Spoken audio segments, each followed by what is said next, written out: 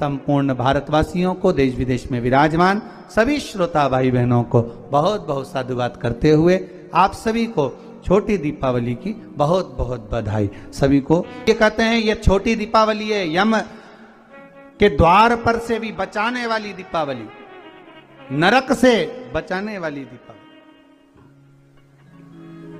कल धनतेरस का पूजन करा, आज रूप चतुर्दशी, नरक चतुर्दशी का वर्णन। महाराज कल आप सभी ने जो पाटे पर पूजन करी है, चौरंग पर पाटे पर जो आपने पूजन जमाई थी, चांदी के सिक्के में मौली लपेटी थी, सिक्के में मौली लपेटी थी, उसको थाली में रखा था, वही स्थान पर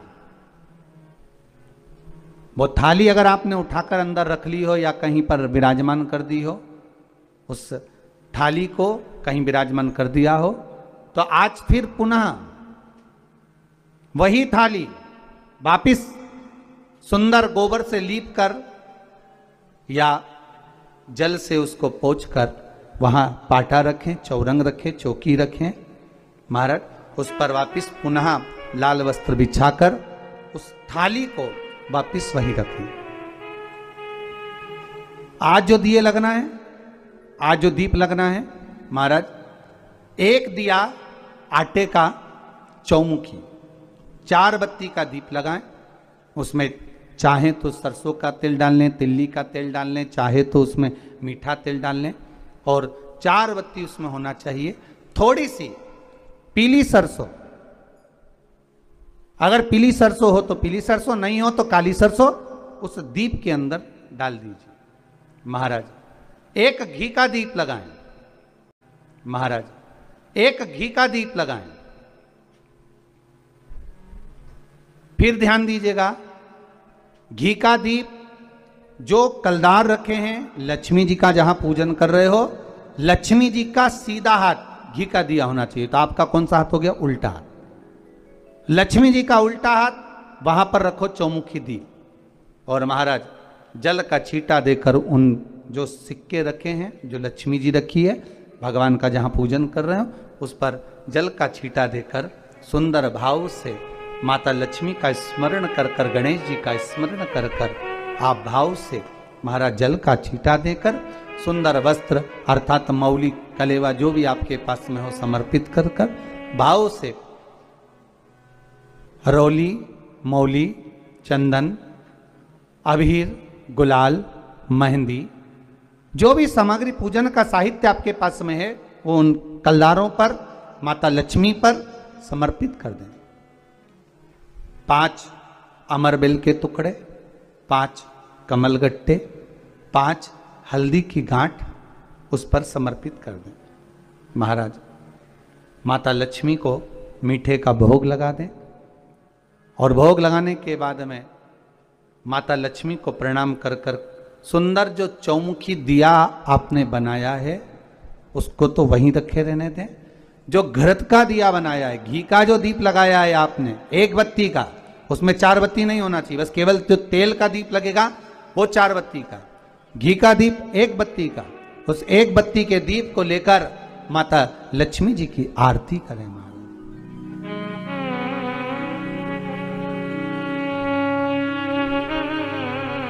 माता लक्ष्मी की आरती करें, और माता लक्ष्मी की आरती कर कर, उनका अनुमोदन कर कर, उनको प्रणाम कर कर, निवेदन कर कर, नमन कर कर जब दीप को रख दें, तब माता लक्ष्मी के सम्मुख में अपनी झोली को पसार कर प्रणाम करें। माता लक्ष्मी से निवेदन करें, हे मां, आप रूप की देने वाली हो, आप नरक के भोग से छुड़ाने वाली हो। हे मां, आज भगवान नारायण के साथ में आप हमारे यहां सदा के लिए विराजमान होइए। अपने इष्ट देव, अपने कुल देव, अपने पितृदेव का स्मरण करें।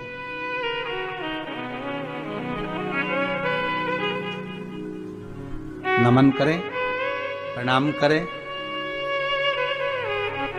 और निवेदन करें माता लक्ष्मी से, हे मां, ये आपकी ही कृपा है जो आज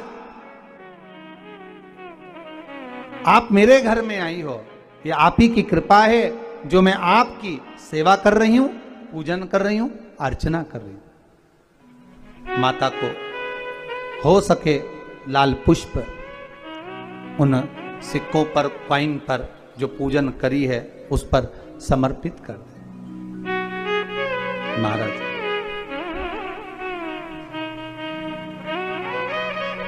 प्रणाम करने के बाद घी का दीप वहीं रखें और जो चौमुखी दिया है, दीप है, उसको उठाएं।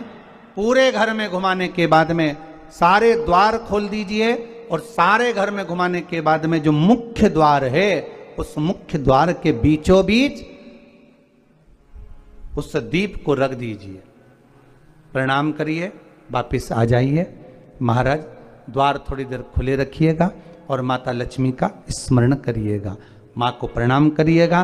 भाव से, आनंद से आज अपन सबने सुंदर भाव से रूप चतुर्दशी और नरक चतुर्दशी के महत्व को जाना है।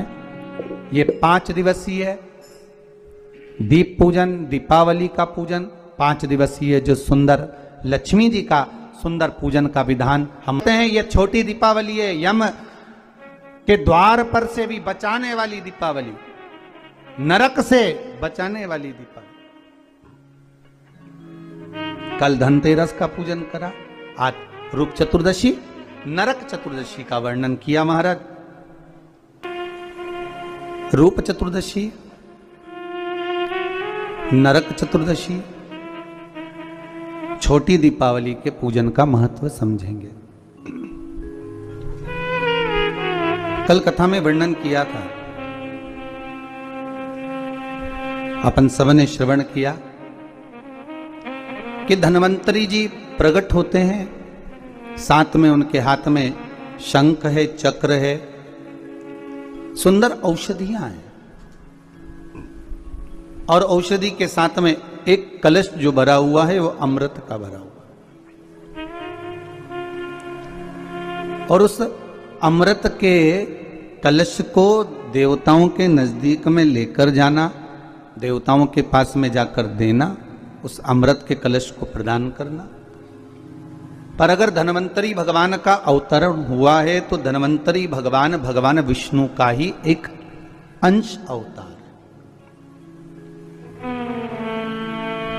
जो अमृत औषधियों को देने वाले हैं, कोई साधारण से नहीं है महाराज, अमृत औषधियों को प्रदान करने वाले। शिव महापुराण की कथा तो यहां तक कहती है कि हमारा हृदय भी एक अमृत का कलश है और इस अमृत के कलश में स्वयं अमृत भरा हुआ है। राम नाम, कृष्ण नाम, शिव नाम, भगवान का नाम अमृत भरा हुआ है। और जब नाम अमृत जो भरा हुआ है, नाम अमृत जो हमारे पास में है, भगवान के नाम का जो अमृत है उसका भी तो हम प्रयोग कर सकते हैं। 33 कोटि देवता धन्वंतरी जी के द्वारा प्राप्त हुए उस अमृत कलश का पान कर रहे हैं, तो क्यों ना हम भी भगवान के द्वारा जो हृदय रूपी अमृत कलश है, जिसमें राम नाम, कृष्ण नाम, शिव नाम, भवानी का नाम, हमारे सदगुरु का नाम, नारायण का नाम इस कलश के अंदर भरा हुआ है, और उस कलश का हम क्यों ना प्रयोग करें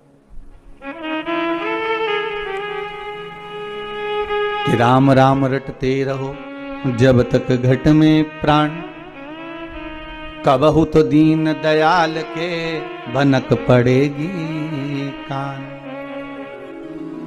आप भगवान का स्मरण अमृत रूपी कलश के रूप में कर सकते हो।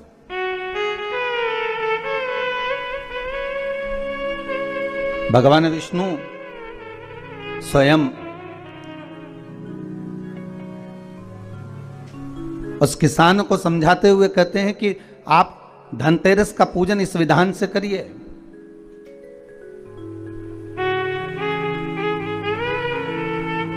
द्वितीय स्वरूप में, द्वितीय क्रम में भगवान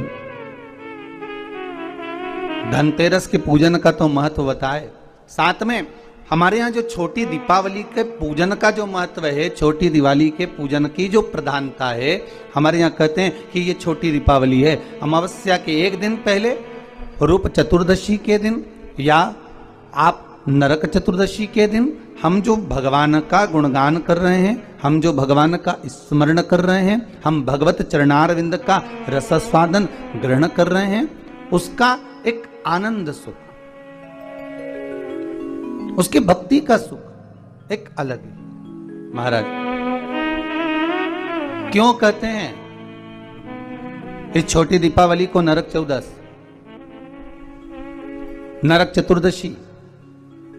क्यों कहते हैं कि कार्तिक महीने में कृष्ण पक्ष की जो चतुर्दशी है वो नरक चतुर्दशी कहलाती है? उसका कारण क्या है? हम सब तो हमेशा सुनते रहे कि ये नरक चतुर्दशी है, घर के बच्चे भी हमसे पूछेंगे माँ नरक चतुर्दशी का मतलब क्या है? तो एक भाषा में तो अभी आशीष जी ने कहा कि नरकासुर का संहार किया भगवान ने, इसलिए नरक चतुर्दशी का वर्णन आ गया।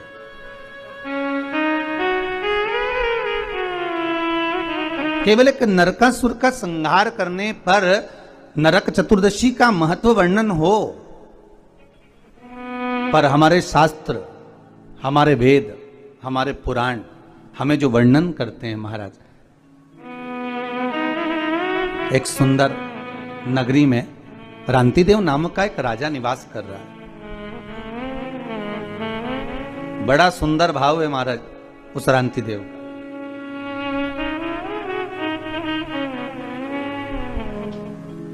धर्म का चर्चा करना, भजन करना, कीर्तन करना, स्मरण करना, नाम जाप करना, ये रांतिदेव के नियम था। धर्म से पीछे कभी नहीं हटा, क्योंकि मानव का यदि शरीर मिला है, मनुष्य की देह मिली है, तो मानव का शरीर अगर प्राप्त हुआ है तो हम क्यों ना धर्म से जुड़कर चलें? हम क्यों ना सत्कर्म करें? हम क्यों ना भगवत चर्चा करें? हम क्यों ना भगवत स्मरण करें? अगर मानव का शरीर मिला है तो बड़ी मुश्किल से प्राप्त होता है महाराज। 84 लाख योनियों में केवल एक मानव का शरीर ही है जिसके माध्यम से हम पूर्व के कर्म का भोग लेते हैं और भगवान का भजन कर कर उस कर्म को हम काट भी लेते हैं। केवल एक मानव का शरीर, केवल एक मनुष्य की देह। आस्था चैनल के माध्यम से जितने श्रोता भाई बहन कथा को श्रवण कर रहे हैं, आस्था चैनल के माध्यम से जितने भाई बहन कथा श्रवण कर रहे हैं, सुन रहे हैं, या फेसबुक यूट्यूब पर इस कथा का रसास्वादन आप ग्रहण कर रहे हैं, तो उसका महत्व समझे कि मानव का जो शरीर मिला बड़ा मुश्किल से मिला है। 84 लाख योनियां महाराज, पत्नी हर योनि में प्राप्त होगी। आप जो बनकर जन्मेंगे वो उस समय पर पत्नी भी मिलेगी। आप जिस योनि में प्राप्त होंगे उस योनि में आपके बच्चे भी होंगे। हर योनि में कुटुंब भी होता है, कबीला भी होता है, पत्नी भी होती है, पति भी होता है, बच्चे भी होते हैं। हर योनि में आपको सब कुछ मिलेगा। खाने को भी प्राप्त होगा, पानी पीने को भी मिलेगा, आपको रहने के लिए कोई क्वार्टर, कोई घर, जहां अस्तबल आदि जिस योनि में हम हैं उसमें कुछ ना कुछ आपको रहने के लिए भी प्राप्त होगा। पर हर योनि में बच्चे भी मिलेंगे, पत्नी भी मिलेगी, पति भी मिलेगा, कुटुंब कबीला भी मिलेगा, भोजन करने को अन्न भी मिलेगा, या अन्न भाग जो आप खा सकते हो वो मिलेगा, पीने के लिए जल भी मिलेगा, रहने के लिए आपको भवन भी मिलेगा। आप जहां रहने का है वो सब प्राप्त होगा, प्रत्येक योनि में प्राप्त होगा, प्रत्येक योनि में। बस एक चीज प्राप्त नहीं होगी, वो क्या महाराज? भगवान की सेवा, भजन, पूजन, स्मरण और भगवत नाम की चर्चा। इसलिए कलयुग केवल नाम आधारा और सुमर सुमर नर उतरहि पारा। कली काल में नाम की आधारशिला को रखा, इसलिए कहा केवल एक मानव का शरीर है जो कर्म के भोग को भोगते हुए, हमारे कर्म के भोग को मिटाते हुए, भोगते हुए भगवत स्मरण की ओर अग्रण्य बढ़ा देता है, आगे बढ़ा देता है, भगवान के नाम की ओर आगे लेकर चले जाए।